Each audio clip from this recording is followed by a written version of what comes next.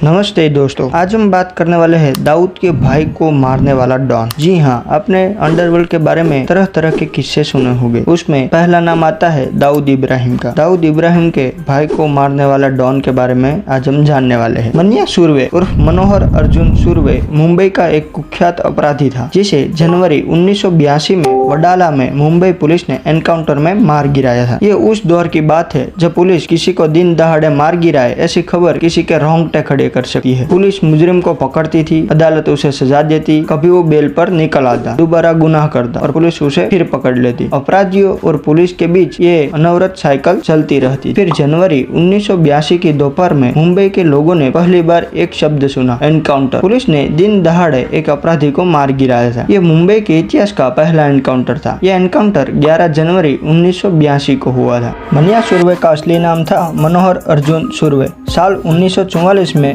उसका जन्म हुआ था। रत्नागिरी के महाराष्ट्र के एक गांव में उसका जन्म हुआ था। साल 1952 में वो बॉम्बे आया और एल्फिस्टन रोड स्थित एक चाल में रहने लगा। मन्या को अंडरवर्ल्ड का पहला पढ़ा लिखा डॉन बताया जाता है। काहे कि उसने केमिस्ट्री की डिग्री में ग्रेजुएशन ली थी और उस जमाने में उसके 78% मार्क्स आए थे। लेकिन परिस्थितियों ने ऐसी करवट ली और मनोहर जुर्म की दुनिया में उतरकर मन्या सुर्वे बन गया। साल 1969 में उस पर हत्या का एक इल्जाम लगा और इस अपराध में उसे आजीवन कारावास की सजा हो गई। हालांकि कहा यह भी जाता है कि मन्या ने यह हत्या नहीं की थी और वो बेवजह इसमें फंस गया था। सजा काटने के दौरान मनोहर यरवादा जेल में बंद था। यह उसुहास उर्फ पोतिया भाई नाम के एक गैंगस्टर से उसकी रंजिश होने लगी, जिसके चलते अधिकारियों ने मन्या को यरवादा जेल से रत्नागिरी जेल में ट्रांसफर कर दिया।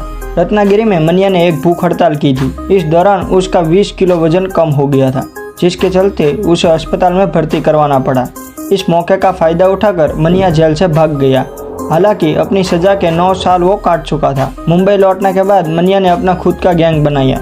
इस गैंग में उसके 2 खास सिपह सलार थे। पहला शेख मुनीर धारावी से और विष्णु पाटिल डोंबिवली से। मार्च 1980 में उसकी गैंग में एक और मेंबर जुड़ा, उदय शेट्टी। मन्या के गैंग के नाम पहली बार सुर्खियों में आया एक चोरी से। 5 अप्रैल 1980 को मन्या ने एक एम्बेसडर कार चोरी की और उसमें बैठकर लक्ष्मी ट्रेडिंग कंपनी जा पहुंचा।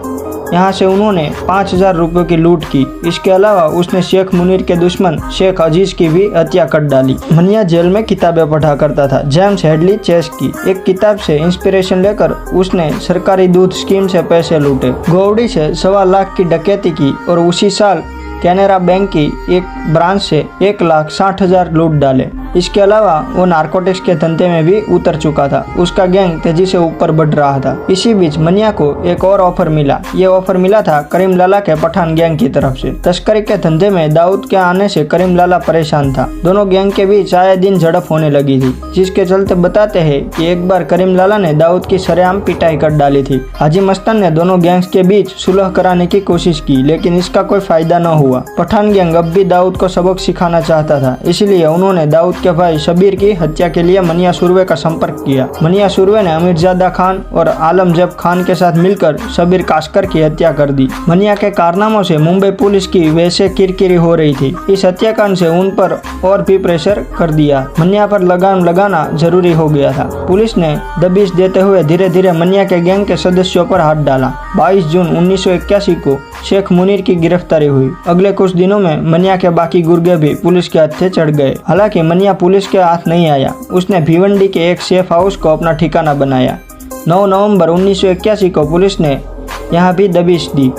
उन्होंने मन्या तो नहीं मिला, लेकिन कुछ ग्रेनेड और रिवॉल्वर बरामद हुए। मन्या को पकड़ने के लिए 3 लोगों की एक स्पेशल टीम बनाई थी। ये 3 लोग थे इंस्पेक्टर इशाक बागवान, राजा तांबट और सीनियर इंस्पेक्टर वाई.डी. भिड़े। 11 जनवरी 1982 की इस टीम को खबर मिली कि मन्या वडाला में अंबेडकर कॉलेज जंक्शन पर आने वाला है। तब कुछ मीडिया रिपोर्ट्स में यह भी कहा गया कि ये खबर पुलिस के दाऊद के जरिए मिली थी। एक दूसरी कहानी ये है कि मन्या सुर्वे की खबर पुलिस के उसकी गर्लफ्रेंड विद्या से मिली थी। 11 जनवरी को दोपहर 1:30 बजे क्राइम ब्रांच के 3 टीम और 18 अफसर मौके पर पहुँचते हैं। करीब 20 मिनट बाद वहाँ एक टैक्सी आती है, जिसमें से मन्या उतरता है। मन्या को कुछ ही देर में अंदाजा लग गया कि दाल में कुछ काला है। उसने अपनी जेब से एक ब्लैक एंड स्कॉट रिवॉल्वर निकालने की कोशिश की, लेकिन इससे पहले ही वो रिवॉल्वर यूज कर पाता इंस्पेक्टर इशाक बागवान और राजा तांबट ने उसके सीने में 5 गोली चला दी। एक गोली उसके कंधे में लगी। इसके बाद मनिया को एक एम्बुलेंस में हॉस्पिटल ले जाया गया। नजदीकी हॉस्पिटल तक दूरी महज चंद किलोमीटर की थी, लेकिन एम्बुलेंस को हॉस्पिटल पहुंचने में पूरे आधे घंटे का वक्त लग गया। रास्ते में ही मनिया सुरवे की मौत हो गई। इलाज में हुई इस देरी के चलते पुलिस पर इल्जाम लगाया जाता है कि शायद जानबूझकर मनिया को वक्त पर हॉस्पिटल नहीं पहुंचाया गया था। मनिया सुरवे की मौत से सबसे बड़ा फायदा दाऊद इब्राहिम को हुआ। उसने जल्द ही पठान गैंग के निपटते हुए मुंबई अंडरवर्ल्ड पर अपना वर्चस्व जमा लिया। यहाँ तक कि अपने भाई की मौत का बदला लेने के लिए उसने करीम लाला के भाई तक को मरवा डाला। मनिया सुरवे के एनकाउंटर के बाद मुंबई में एनकाउंटर की बाढ़ आ गई। पुलिस रैंक में एक सपेशक तमक जुड़ गया। एनकाउंटर स्पेशलिस्ट 1982 से लेकर 2004 के बीच मुंबई पुलिस ने ऐसे 622 कथित गैंगस्टर को एनकाउंटर में मार गिराया। जहां तक मनिया सुरवे की बात है, साल 2013 में जॉन अब्राहम की film shoot out at Wadala काफ़ी हद तक मनिया की कहानी से मिलती है।